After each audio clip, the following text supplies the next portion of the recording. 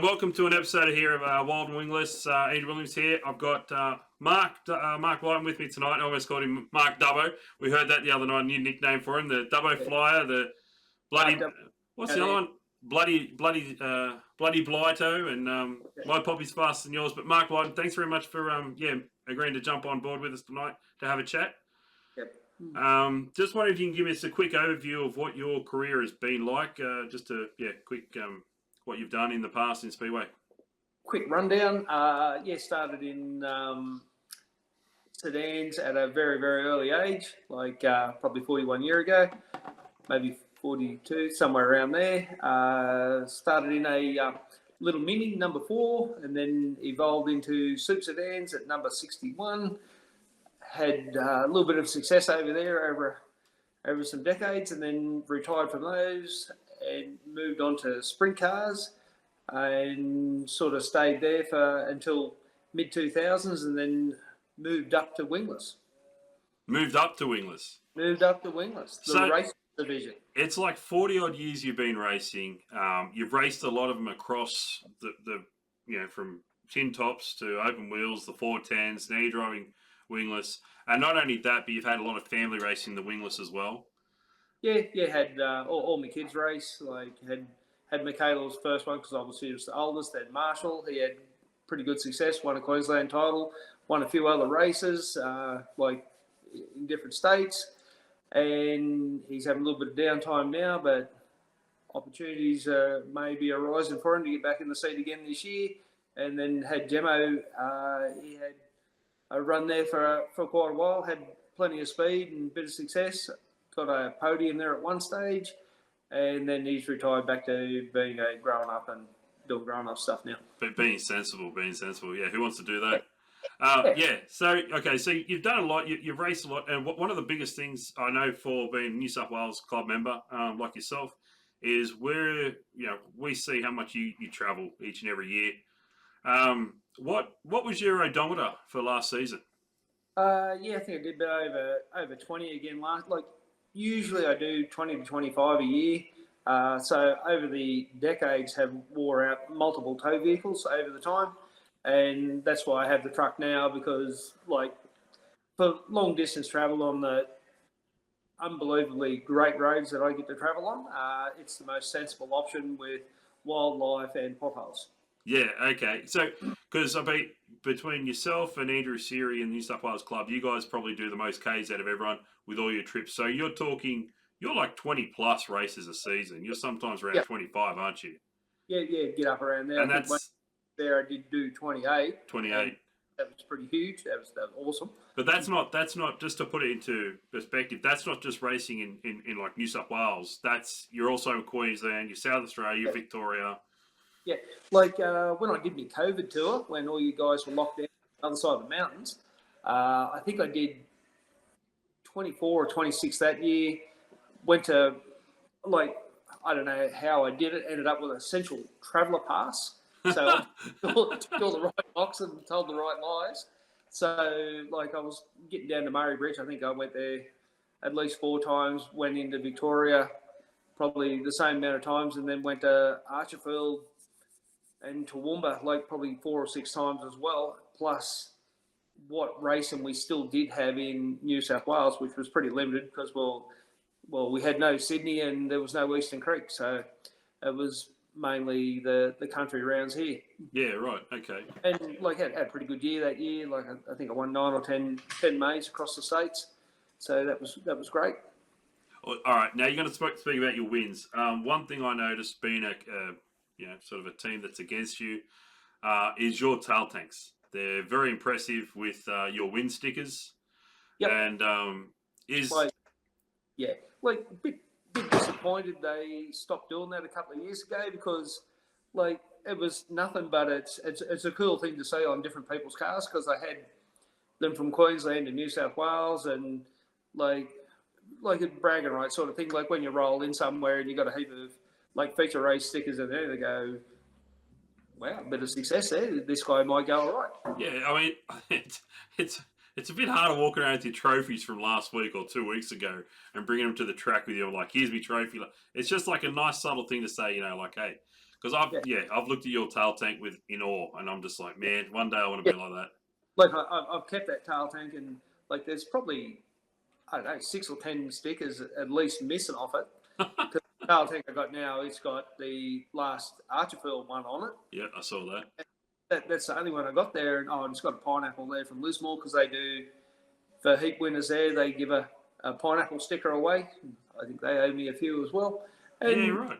It's sort of a nothing thing, but it's a cool thing. Yeah, okay. And you see the USAC cars there, and you see them with the trailer stickers on them, but they do race like triple what we do. And you sort of see it, and then if you see a car with those stickers on it, it's like pretty cool. Like, Batesy had a fair few on his, Yep. Thomas's. Yep, like, Thomas, yeah. Back in that Parramatta era, like, if there was 15 or 20 races there a year, like pretty much between Dean, Jeff, Thomas, Batesy, and me, like we'd win all the features pretty much. Like there might be a token couple of the blokes win the mains, but we won the majority of them. Yeah. Like we're the hitters in the day at that track. Yeah. No, I do other states do those stickers? Yeah, I've seen them in, like, the Queensland guys do them. I think the Victorian guys do it. I did see a few on Blake Walsh, since he had a fair bit of success this year. What did you get this year? How many wins did you get this year? It was like double digits. 12 or something. Like, far out. That's incredible. And they were doing it at Darwin as well, and like New South Wales sort of dropped the ball. Like we ain't got nothing. All right. Well, New South Wales, let's get more stickers. We need bragging rights. Another thing I want to talk to you about is the New South Wales title at Dubbo last season. I thought it was a good event for myself. Yep. What did you think about it being a hometown hero? Did you think the event was a success, or? Yeah, I thought it was quite good. It was a bit played down locally. It wasn't advertised as a state title, so it wasn't noted that this was a pretty important event for us. Like we didn't have any Queenslanders, but we did get some Victorians come up. Yep.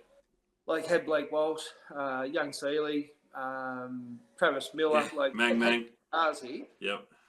And it was a shame it wasn't advertised and pushed the way promoted the way it should have been. Like, it was a big deal. Yeah.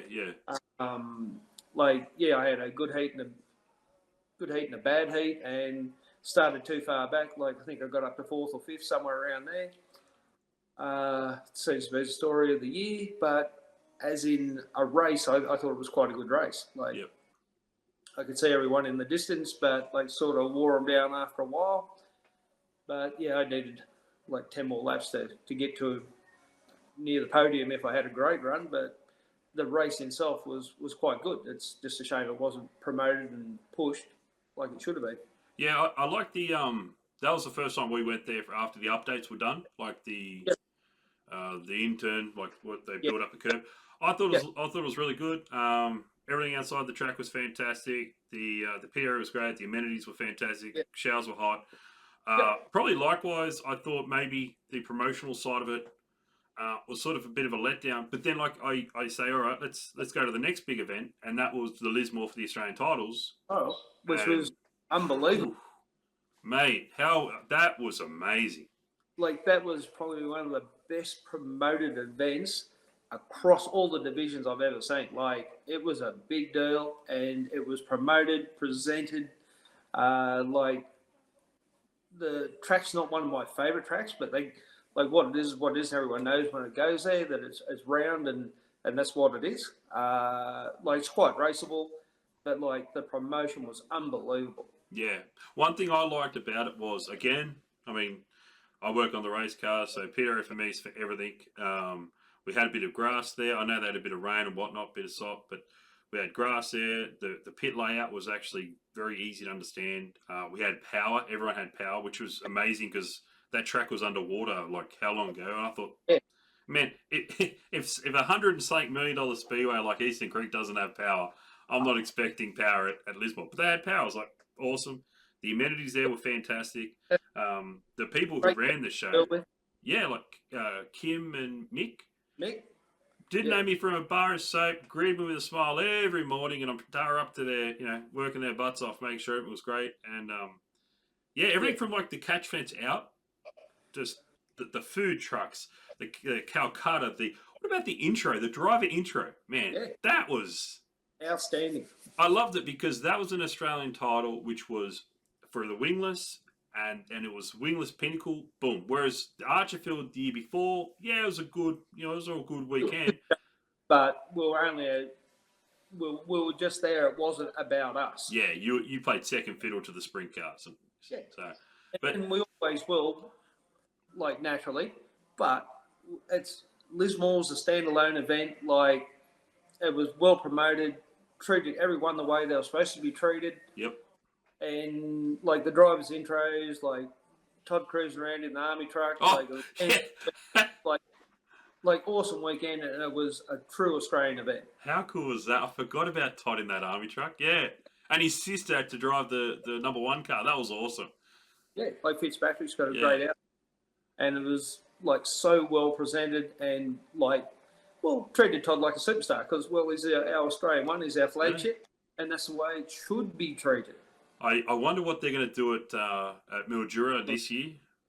Yeah, like big boots to fill. Massive. And it's got to be good. We're going to have Jacob Jolly come down. I wonder if he's going to get some sort of tour. Yeah.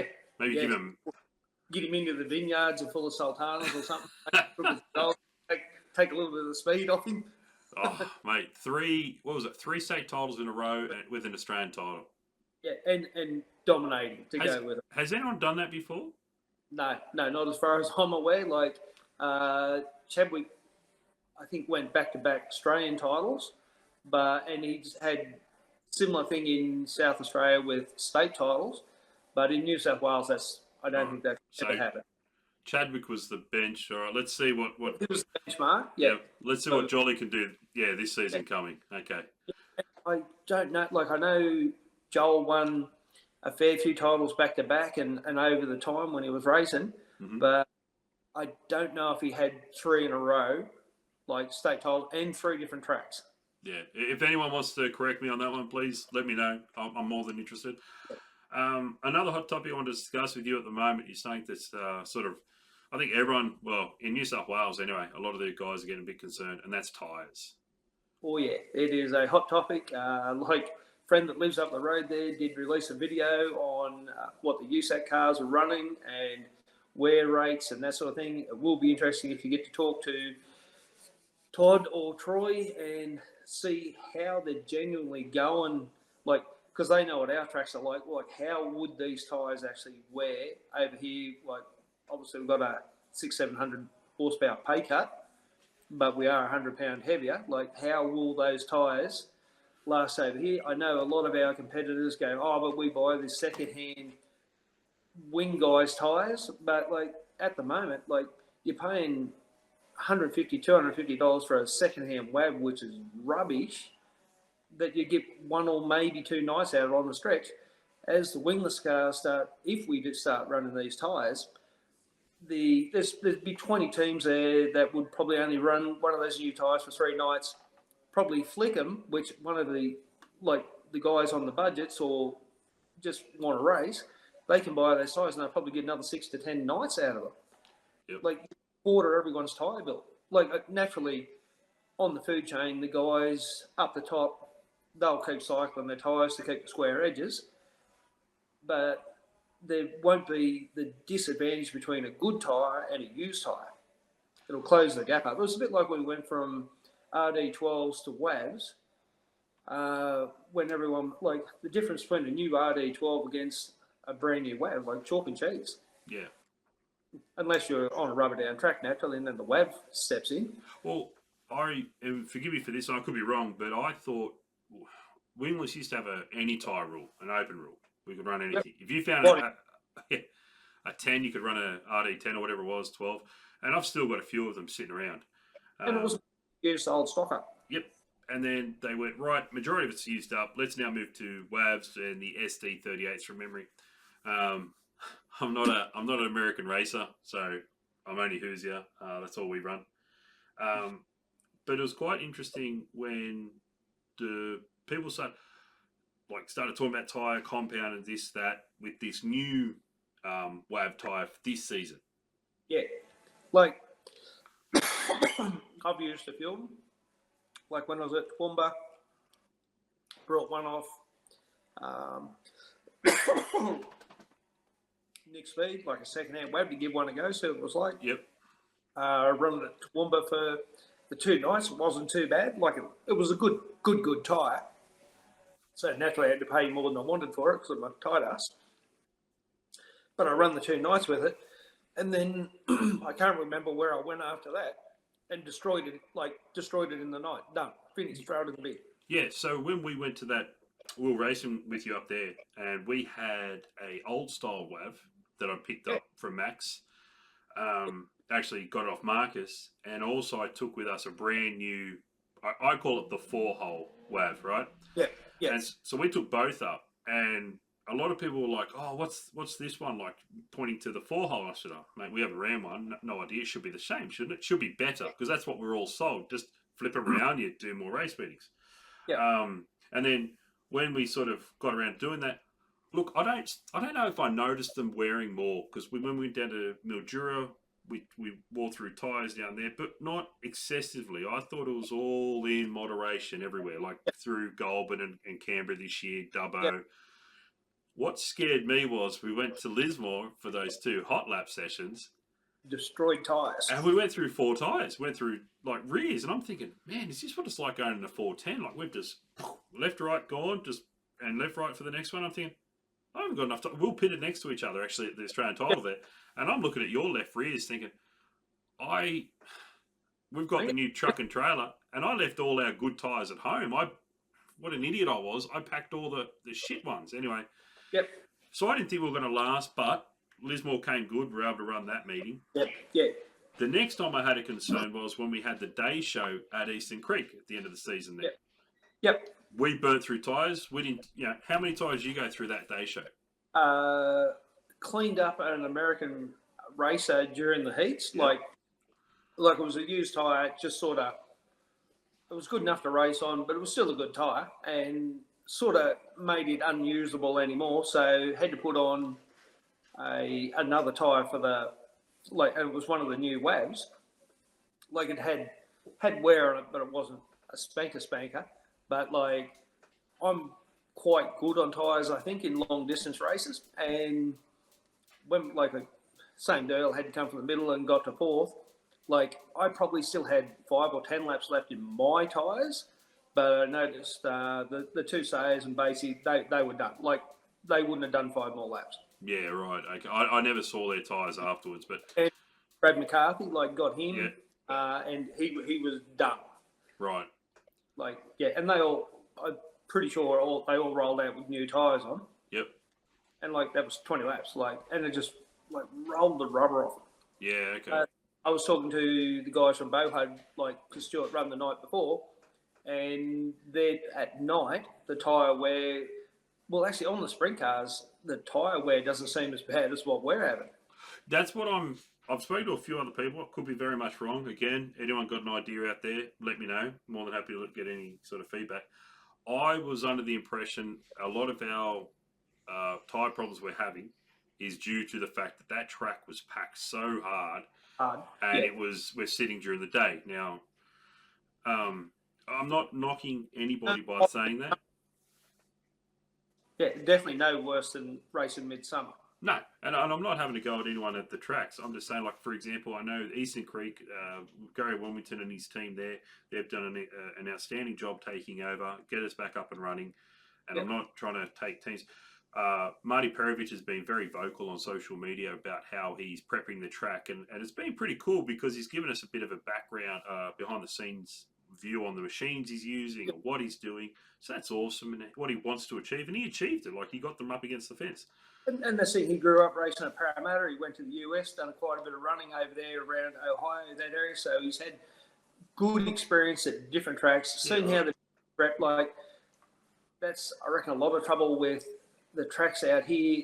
The local guy does the track, but he will not look over the fence at what the other guys do. Okay. And you sort of, because we travel around a little bit, we get to see it. We go we know where this is. Like when they're doing the track prep, well, we know where this is going straight away. Because we know how those guys do it, and we can see what you're doing. We know what the conditions are. We know where this is going to end up. We better start looking for tyres. Yeah, like I think I don't think the wingless can run the wall at Eastern Creek just for our Too far around. horsepower. Yeah, Too big. We can't run the half mile. That's two sets of gears different. but yeah, but I would like to see. I do believe the tyres we're running right now are too soft in a general consensus. Yeah, and considering most of the nights, especially in New South Wales, like if we do run the sprint cars, we're out after it. The track's toasted. Yep. And quite often when I went to Archville, we would run last event. Yeah. Like that curb, the track was already on the fence, but we've got nothing to run on the curb with. Or very rarely can we actually do that. And the track's done. And yeah, if we had maybe the harder tyres, like when a lot of those tracks are on the, well, a few times we've been at Eastern Creek there before it swapped over. Like when we rolled out the track, it was on the verge of taking rubber then. Mm-hmm. Yep. Yeah, the sprint cars had already cleaned it off, burned it off, and we'd only get 5-10 laps into it, and you could see the colour changing in the track. Yeah, my one concern with these tyres now, and I mean Gary Fitzpatrick, he put up that awesome diagram about the softness. Yeah. Soft to hard, where we fit. And I think the one thing now is wingless. It's funny because wingless was made to be was it a stepping stone, an introduction class? Yeah, a use up class, like somewhere for the leftovers to go. Like, well, and that's the way I always looked at it was the sprint cars rotate the gear. They got no and they need to buy new gear, but not all teams can just afford to throw it out. Like, so they needed to on-sell their old stuff, so then they could afford to move the new stuff. The wingless cars would use up their stuff, but as time's gone on, that top 20 teams that don't buy second-hand stuff. No. They buy new stuff because, well, the stuff the sprint cars are handing over, well, that ain't good enough to race those other 19 good cars. Yeah. So, sort of, the division's not a feeder division anymore. It's a legitimate division that there's guys here not looking to go anywhere else. This is where we want to be, and this is what we want to race. This is what we want to do. Yeah, no, you're right, and I think that's and that comes into with tyres, for example. So there was a time when we first started in 2017, whatever it was, we could get a whole bunch of tyres off sprint car guys. Yeah, I do the same. Like through the various guys that raced at the time, had a bit of a relationship with them. At the end of the year, like $500, end up with like 20, 30 tyres, and that was enough to run the 3 or 4 cars for the year. Like, pretty well did not buy a tyre. No, with the old waves, you sort of didn't need to. They did last for ages. Yeah, and even when we're on the RD12s, like, they did not wear, like, the new waves. No, definitely not. Like, we got, yeah. And that's the other thing I heard from, like, a few of the wing car guys, not so much the right rear, but because the cars are so heavy on the left rear, destroying the left rears. Yep. Like, killing them. Like, they're having just as much left rear wear as we're having right rear wear. Yeah, okay. Like, they're destroying the outsides of the tyres, and they've got to keep switching them. And, well, the tyres aren't any use for us to buy. Like, They're done. Yeah, well, that's the thing. You can't get them second hand. Like, the one you got off Nick Speed, I would have been curious to see how that was, and if you could get one later on in the season. It was a pretty nice tyre, and I think it was one of the tyres they'd run at that summer shootout the weekend before. Mm-hmm. So they'd probably done time trials in the heats, or might have just done the main. Okay. Probably only had 20, 30 laps on it. It was quite a good tyre. Yeah. And because at that time of the year when we're up there, the track hadn't gone slick. So it had definitely grained it. There was definitely no tits on it, but the square blocks were still there, and it was quite a good tyre. Right. Yeah, I mean, earlier on in the season, I was grabbing some tyres off Marcus Stumsney, and he had a great set there, like of his old tyres. They were good, but that's the thing. I only saw a tyre problem come the end of the season. Now, was that because we were changing? Like, for example, when we burn off our tyres at Lismore, it was during the day. The sun was out. And when we burned them off at Eastern Creek, it was during the day. The sun was out. Is that why? I'm not sure. I'm just... And then you hear people that are like have Duro tested them, and like seemed to be a little bit of difference in the Duro testing. Like some of them were coming in at like 25, 28, then others were coming in the 30s. Like, Oh wow. Did we end up like on the rotation of tyres through the year? Did we end up with the softer tyres when we actually needed the 35, 38 tyres on those tracks? Because I think when we went to Mildura there after Christmas, it was, I wouldn't say it was ridiculous hot, but it was warm, but had tyre wear that night. Yep. But we still had one of the old style waves and it wasn't that bad. Yeah, I don't think we'd swapped over to the new style waves by that stage. I only started using them near the end of the year because it had nothing left. Yeah, just right. Oh no, I think we were running new ones actually. Yeah, one new one, one old one, because I still had old ones left over. Yeah. Anyway, look, it'll be interesting to see what they do with the tyre situation. Yeah, I don't mind running a harder tyre because if we're all on it, I'm okay with it. Like when we had tyre shortage at when the title was at Murray Bridge, like I did suggest that, well, just for the meeting, everyone, because Dirtex had a mile of tyres, everyone's on a Dirtex. We run sealed motor, sealed computer.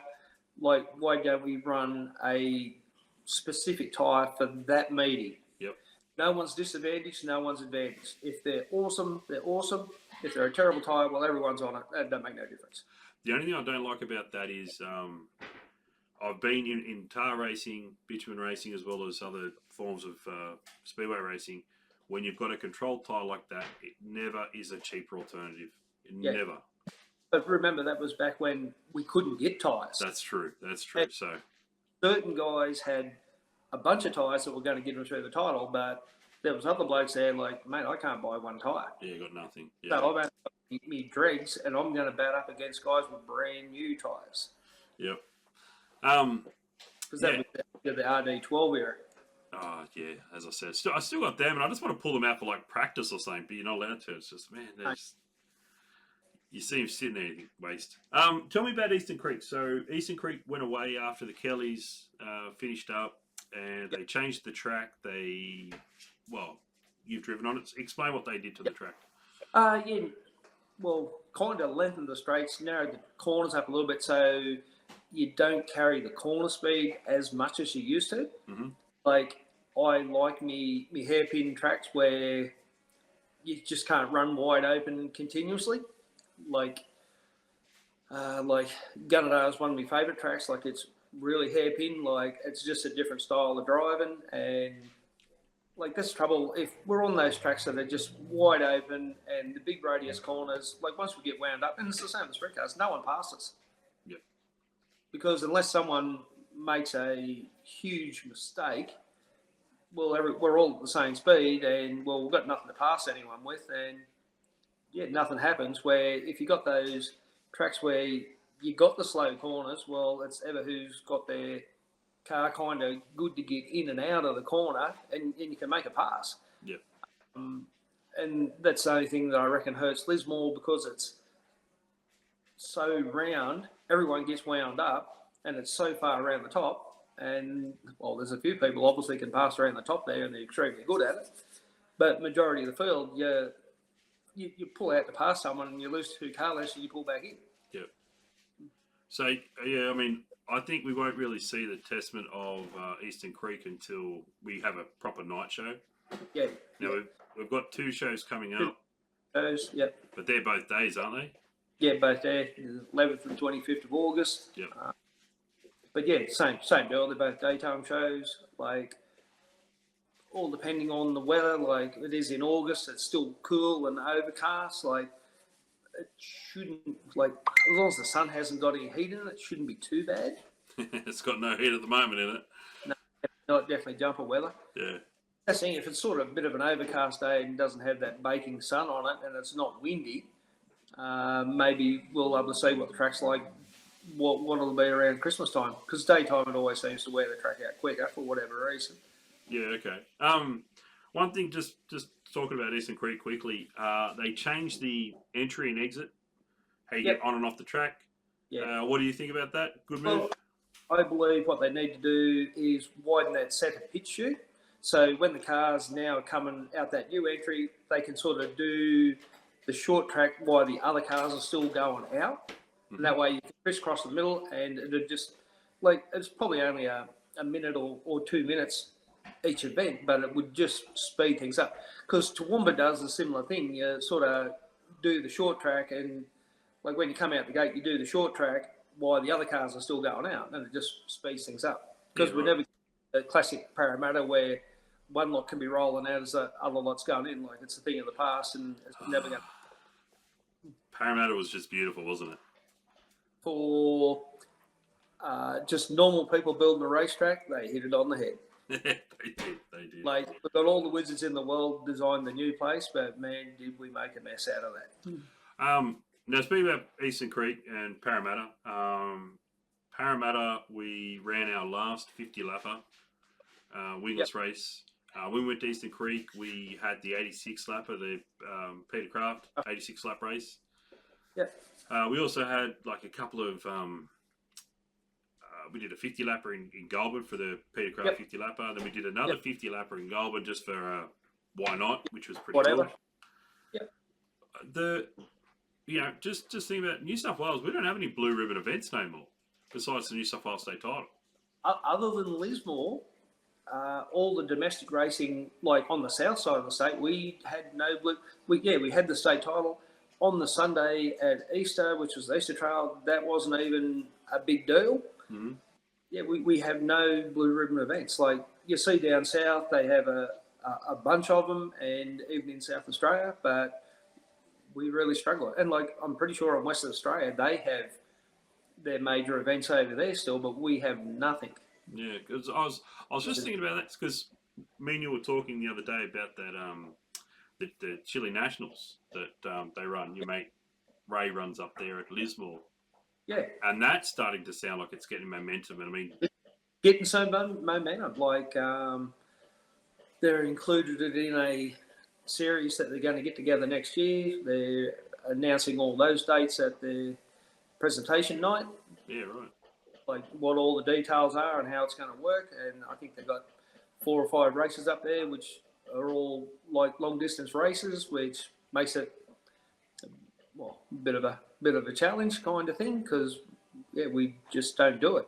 And we always used to have that 50 lapper up at Archfield. They used to run up that same thing. It was never promoted or like it was our 50 lapper, but it was just in the background sort of thing. We just run 50 laps, but there was no noise about it. But it was it would be classed as one of our blue ribbon events on the East Coast, and there was no noise about it. Like very, very little promotion. There was sort of no feedback after it was done other than the results, and that was it. So, promotion-wise, we need to get on board and, make something happen in New South Wales again to, notify that we do race here. Yeah, I mean, it's good that that Chile Nationals got had Claverview all over it, so that was good. You could sit back and watch it. They also had I watched it the other day. Yeah, that's the thing. Like a whole bunch of us, or the whole bunch of people that didn't go because the season's finished down south, and Gladstone run the same night, which was a bit of a shame. But there's a whole bunch of guys there sitting at home doing nothing. Put on Claverview and we'll watch them racing, eh? Yeah, and it was actually, I mean, Claverview know what they're doing. They're not, They do a good show. Yeah, they do a good show. But it was good to watch, and I sat there thinking, man, we got nothing. That sort of 50 lapper we did at Goulburn there for like shits and giggles. There was nothing really on the line. Yeah, there was nothing. Like I won it, and there was nothing happening. Yeah, and I sort of, to me, when I saw that happen, I thought, man, people probably won't agree with me, and that's fine. I'm open for all different opinions, but it was like we gave away a blue ribbon event. We gave them blue ribbon racing for nothing. Put our cars through 50 laps. We tore up tyres. Motors went longer. You did not make $1 more for your efforts. Yep. And we had the current Australian title holder there at the moment, Kyle Mock. Yeah. Didn't, and I can't remember Batesy was still New South Wales one then or not, but you had whole champions of our division and not promoted. Yeah, if Batesy wasn't the one at the time, it would have been Luke Sayer, I think. But either way, they both would have been there. I'm sure they would have been there. It would have been that season. Yeah, and they won that. Nothing. Nothing. But I'm not trying to sound like I'm judgmental or anything. That's fine. But I felt 50 lappers, man, that's when you put them 4 abreast to say thanks to the crowd. That's when you bring out the fireworks, you put your phones to the left, to the right, you'll shake them around. That's when you bring the big guns. Like, we're not doing it. No, we're not doing it. Like, and a lot of the commentators still banging on about how we go get a taxi motor and you can go race for $50. No Man. one runs a motor from out under the gum tree anymore that you put CRC in the balls. It doesn't happen. No. Like, everyone has got a built motor and always looking for a little bit extra, whatever they can get. Like, these things, well, majority of the field now is as good as the cars can possibly be. Like, everyone's got good shocks, everyone's got good tyres. Well, the motors, everyone's on them all the time looking for that 1 horsepower that might be able to find somewhere. There's talk we've got cars in New South Wales, and I'm sure if we've got them in New South Wales, we've got them in every other state. $50,000, like. Yeah, well, they're brand new rollers, and as it got pointed out to a few gurus there through the summer when there was some motors come up for 10 grand, and they said that was ridiculous. I can build one for 5. When's the last time you brought some parts? Well, yeah, yep. The parts they claim they're getting harder to get, but even then, like, put a new rear end in. These Fiberworks seats, like, they're $6-7 grand, and by the time you put inserts in them, you put your dash in there, your wheel, your ATL tank, or whatever you want to run on the back. Like, these cars are now up there. They're not. Well, majority of the car, like those front running cars, they're every bit as good as what your wing cars are. Yep. Yeah, everyone's got tie bolts. Yep. That's just a standard feature. Like, no one runs steel bolts because why would you? They're the same as titanium, and hang on, no point. I can't run titanium on my car. Nothing fancy on my car. But if I put Tyson with titanium, we come underweight. I just anyway. Well, that's why that 28-gallon fuel tank, you need to put 25 gallons of fuel. That's super safe to make that. Like, just drop us down to the weight cars really are. The people that have got little people in their car don't need to be carting around 20 plus gallons of fuel to try and make a weight rule when clearly there's not that big an advantage. Like you see Mitch Broom, he's a big guy and he's just as quick as Chris Temley, who's a little toothpick. Yep. I mean, hey, look at what's that big guy in the limo? Andrew Seary. Andrew Seary, like, he's 1,600 odd pounds. He's a fair dinkum competitive competitor. Yep. Like the dream. And then I know other guys, I struggle with the weight, like that 1450 rule. And I got to cart a whole bunch of fuel with me, which, like, if we ever had it, like a tank cut opens, you buy a guy's trying to put out 20 gallons of fuel instead of 10. I have tried to explain this, but I get shut down very quickly. And the thing is, I've seen the young kids. We get people we know, like through Tyson, through his karting, that we know, and they come to us and they want to buy a car and they want to go racing. And then I say to them, hey, man, I'm just going to be honest. You're skinnier than Tyson. Like, you guys are going to have problems. We've got problems doing it. Yeah. And I spoke to a few of the guys when I go down to Murray Bridge, talk to the guy down there that owns he's got girls drive his car, and they're only like little girls. Like, they're all ex-go cars, and got to run a full load of fuel to try and make, because we can only put so much weight on the engine plate. Yep. And really, you don't want that much ballast on the car, which could possibly come off and cause a bigger problem. Yep. Yeah. So, like, our rule makers, like, sometimes the SCCA are so wrong. I didn't want to go down this rule, but we're going down it because I want to talk hot topics. So another thing will be bodies on these cars. So I guess the general consensus of how a wingless once was would be an older style sprint car, and then they put on bodies to fit or suit or whatever they got going on. And the cars sort of looked a little bit out of date and that sort of stuff. Yep. Some people started putting on these nice bodies. The car now that Jason Davis has, the old owner, he had an awesome body on that thing. Like, I love that one. But, like, you sort of put things on your car, and we've got a rule book, but the rule book is made for the body, is made for a sprint car, and they've got a wing covering half your head over on the right-hand side. And, these drivers cop a whole bunch of rocks, bricks, whatever they are, coming through the cages. So I put on those sun visor things to get the sun out of the driver's eye and protect it. Have no roof. Then we get in trouble for that. And it's like... And my common statement is, I prefer to see where I'm going than crash and having to climb out. Yeah. And like, really, if there's a problem, like they're only tin or plastic. If you need to come out, you will come out by it. Yeah. And the crash crew guys, if they can't pull an aluminium flap out of the way, they've got no chance of pulling you out. Well, I mean, you can't do that anymore. It's you think about like OH&S, right? Occupational health and safety, any sort of thing you do, depending on your background you have, you got to have risk assessments. Yeah. You will never pass a risk assessment breaking belts on someone who's upside down or on their side. Yes, I know we've got to have something where a car could be this way and that way, mangled up. Well, that's when you got to take a step back, 5x5, and you look at the calculated risks. Most of the times, if the car's on fire, it's got to be put out. The fire has to be put out. It's always a danger, has to be eliminated straight away. So you put that out, put the car back on all fours. Then you start to address. And if you have to cut the cage, you cut the cage. And I'm sitting there thinking, well, at what point does a little fiberglass panel... Yeah. And that's it. If you've got a neck or a back injury, they're not going to take you out through the side regardless. They're going to out through the top. Yeah. Like, it's a stubborn rule that just, isn't getting explained or pushed hard enough to, the little burqa split on the right-hand side, I agree with that. You can't have that because you can't see past it. But a 2.5 or a 3-inch strip stopping the sun going on your visor, how much safe is that?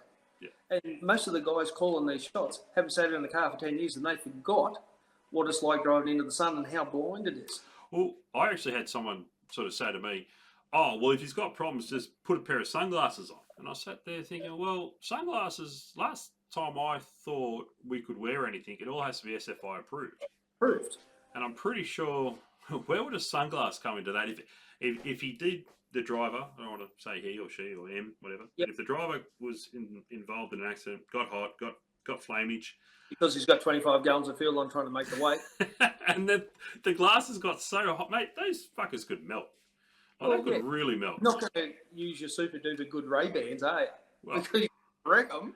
I don't know, but I just thought you're compounding another problem with another problem. Why don't we just back up? But no one wants to listen, and I don't know the way to get it forward. So, again, likewise, if we're wrong, if there's someone out there who's watching this and they're like, no, you got to feel free. Comment, hit us up, let us know.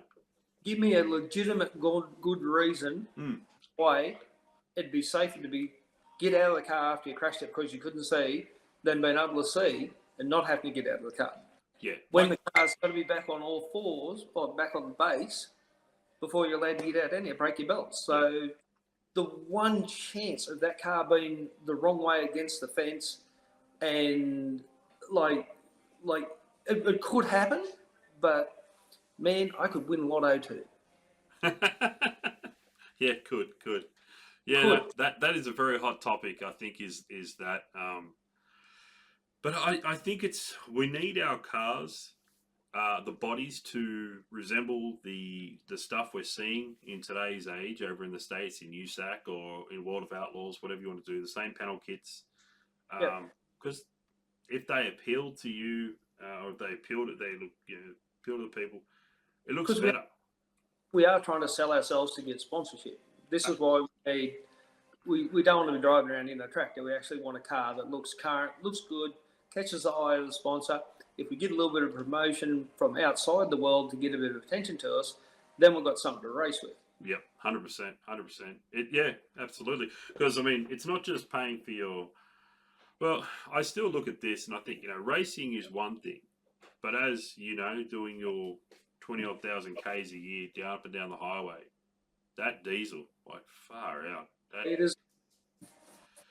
And if you don't own a company, if you're not a business owner, it means you work for wages. You sort of can't write that stuff off. The people who do have their own business can write that off on their, and advertising, whatever purposes. Yeah. Man.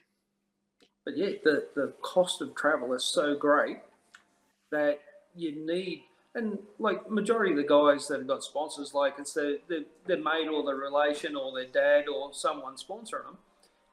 If they had to legitimately go out and get a sponsor, it's so hard to sell a wingless car because we've got zero promotion from a lot of the tracks. And we're not sold as a division, we're sold as a support. I think what I saw from that Lismore race, I was really excited for for whatever came after that. I really felt we could possibly start something, move something, all the rest. And I'm not saying nothing came of it. Yeah, we had some posts up and Facebook stuff, but besides that, it sort of just dies. Yeah, it And just falls over. and that's why I thought, you know what, I'm sitting here, I'm doing nothing. Man, there's other people who talk about, their things with wings and all the rest. Man, I'm just going to try and start talking about wingless. Like, like we do have crowd support. Like, even though the keyboard warriors reckon it's the worst division in the world and go get hot dog, go have a piss, whatever you want to do. Well, how do we keep attracting new people continuously? Yeah, tell me. Yep. And it's only that one side of the fence keep virtually standing on us and not letting us up. Yeah. I tell you one thing that's for myself anyway, the last 2-3 years, I've enjoyed the travel more. I've enjoyed the partying in the pits after the fact of racing. I mean, got the motorhome, so I don't have to go anywhere. But that's the social side of the racing. Like, everyone races each other to death on the track. No doubt about that. But the social side of it, majority of the guys I race with and have come across with, like all glad to see each other, and have a drink after if you want, if you're not going. Yeah, like you got one or two pelicans, but besides that, majority of them are really good people. And I mean, like you don't have to look far to see that some guys are best mates at weddings and are at each other's weddings and parties, and so it's good like that.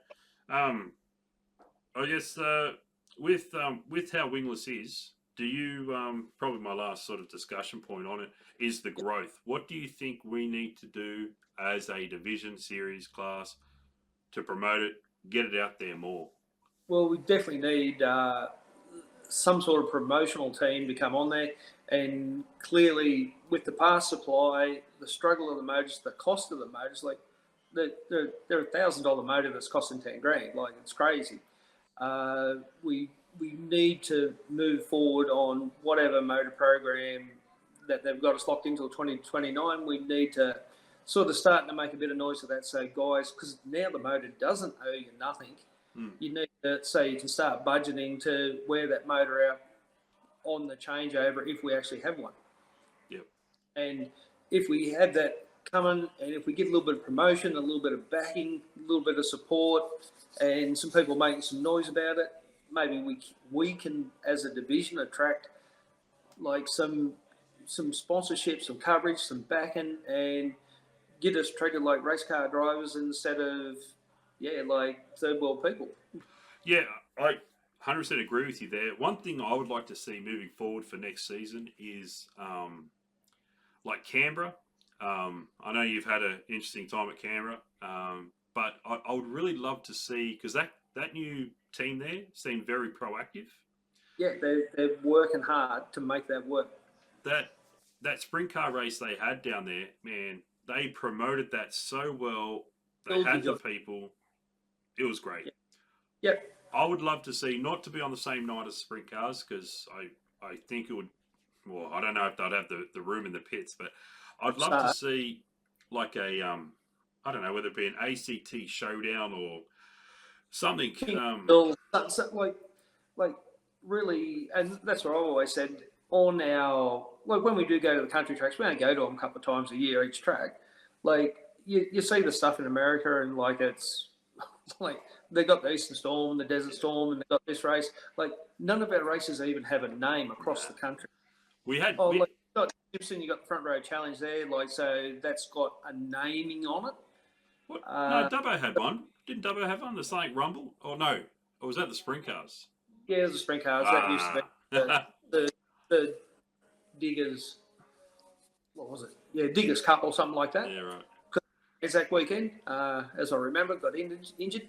But like, we like Goulburn, like, I don't know, the jail 100 or whatever you want to call it, like just Jail 100. Jail there. And like you got Canberra, like it's on the hill, like King of the Hill, whatever you want to call it, like just do a bit of name dropping and like church it up a little bit. Yeah, I'm big with like 500s or 100s or. Yeah, I definitely think I would love to see this is just completely, I'll get Random. in trouble for thinking it, but just imagine like a tri series. I think before you can run and go put on like a 5-round whatever thing going on, just a bit of a tri series and go like say Canberra, Goulburn, Dubbo. Yeah, like do a bit of race and get something happening. You've already got your championship, whatever going on, just boom, boom, boom, done. And like just something like that. I just feel if you make an event and you promote that event, or you give it an identity, and then the people who are participating in that event also give it that identity. And same time every year, so everyone knows. You start to create a week. That's when it's going to be. Yeah, and you start to create value, and before you know it, it becomes this. It's just like that. That race they call the Classic. It's apparently pretty popular. There you go. It just unbelievable. It's at the same time every year. It's like if you believe in it, you make that hype yourself. That means when you talk to another competitor who's just come on the scene or whatever, and you say, "Oh, mate, you've got to come to this race here at Canberra on this date. It's going to be fantastic. It's bee's knees. We've got guys from Victoria coming up, some South Australians coming up, whatever it is." It's a big deal. It makes it. I reckon that Ray Egan's show, or I shouldn't just say Ray Egan's show, but Chili Nationals, like they're already started banging the drum on it. Like, mate, Chili Nationals, June long weekend, next weekend. I wanted nothing to do with Lismore again. No offense to the people up there. Love them lots. We just could not get that card dialed in. But you know what? I badly want to go back for the Chili Nationals. Need to go back. Just one more time. One more time. That's the thing. It was a great social weekend. It was well run, well supported, promoted well. And I'm sure next year it'll be even bigger again. I probably shouldn't talk about this because I think coming from tar racing or asphalt racing over to dirt racing, prize money is a bit of a taboo. But I don't want to say too much, but even up in Lismore for that race, like they handed out some nice little incentives for you guys to be there, yeah? Yeah, no, you will not retire on it and you will not make money out of it, but there was some awesome subsidies, like you had the guy sponsored all the heat winners, like $50 and a hat, like you got the hat hanging up in your truck with the Australian title hat. Oh, the Australian title hat, I forgot about that. How cool are those hats? Yeah, got them. Oh, I love those hats. I've got another hat hanging up in the truck for when I was at Murray Bridge the first time I went down there. I think that's a Dirt X hat. Like I've got all these different hats that they give away at different tracks. And like they're hiking there and like it's pretty cool. Yeah, I thank you for bringing it up. I forgot about those wide open. Like I don't know what it costs them, but for me, when Tyson won his first heat and he came back with that hat, I was like, man, awesome. This is good. I want another hat. Go give me another hat. And we had them hanging up. They're still hanging up in the trailer now. But yeah, that's right. So so Lismore were doing that. I mean, I think when they promote like that well, it just... Yeah. Well, up in Darwin, when the Wingless did run with the chariots there, like, you need the golden crocodile, the same as Florida when they race down there. Like, and in the USAC there, they go down south. It might be in Texas, and you get the gun. Yes. Everyone's a little bit skittish on that at the moment. But let's not go there. Yep. Say no more. Like, we've got the zoo next door. Why haven't we got something that theme to, like, when you see it sitting up on the shelf, if you got one, go, yeah, I know where that come from. Yeah, that's exactly right. Like Lismore, like, man, we could have a huge flooded town and just put that up all the time. Yeah, no, absolutely. No, I appreciate it, Mark. Thank you very much for spending time with me tonight. And sorry for taking you out in the cold there. Looks not bad garage there. You're working away. Yeah, no, this is the workshop, the house shop. The Love Palace. Yeah. It's got the car there abandoned in the corner. Maybe I should look into that shortly since we're going to go in August. Yeah, probably. And, all right, mate. Get it happening. Well, again, thank you very much for joining me tonight. This is, by the way, episode 1 of Wild and Wingless, so you are number 1. So I don't know. I've got to speak to someone to get some little stickers made up and I can put it on your tail tank. Yep, we need that style of promotion so people know what we're talking about. But I hope to talk to you again on this forum. Like, I'd like to sort of work it to have a regular show with regular people. And even when we come to big meetings, maybe get a few people in to have a bit of a chat before the race meeting, whatnot. But, yeah. That'd be awesome. And no doubt during the summer, like, you'd be able to do a show and do a round-the-country roundup. Yeah, that would be pretty cool. There we go. Thank you. All right, mate. You have a great night. Thanks again, Mark. And I'll see you at Eastern Creek very shortly. You will do. See ya.